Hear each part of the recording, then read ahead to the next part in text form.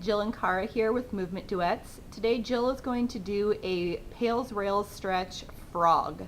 So she's going to come down into the frog position. So she's going to kind of come forward onto all fours, widen her knees, and then come down into the stretch. From there, she's going to make sure that her ankles are right in line with her knees. So she's going to widen the legs and sit down into that stretch. Now from here, the further she pushes her butt back towards the heels, the more she's going to feel a stretch through her inner thigh.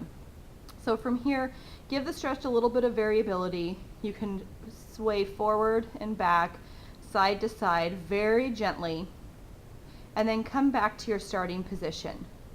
From here, make sure you're still breathing. Really gently start to push your knees into the floor. Create some tension.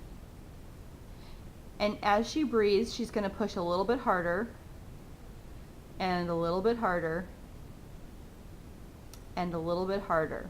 You want to ramp up slow so that you don't cramp. She's pushing about 80%.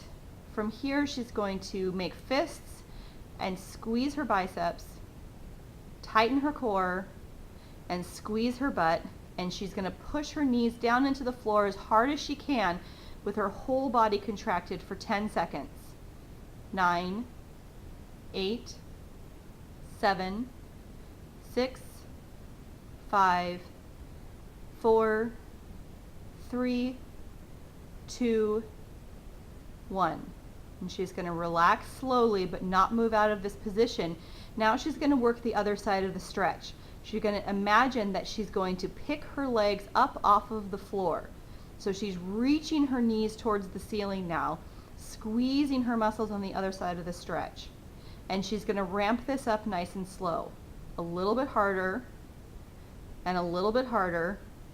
And now she is pulling her knees up towards the ceiling as hard as she can, squeezing her biceps, squeezing her core and her glutes, and holding that contraction for 10 seconds.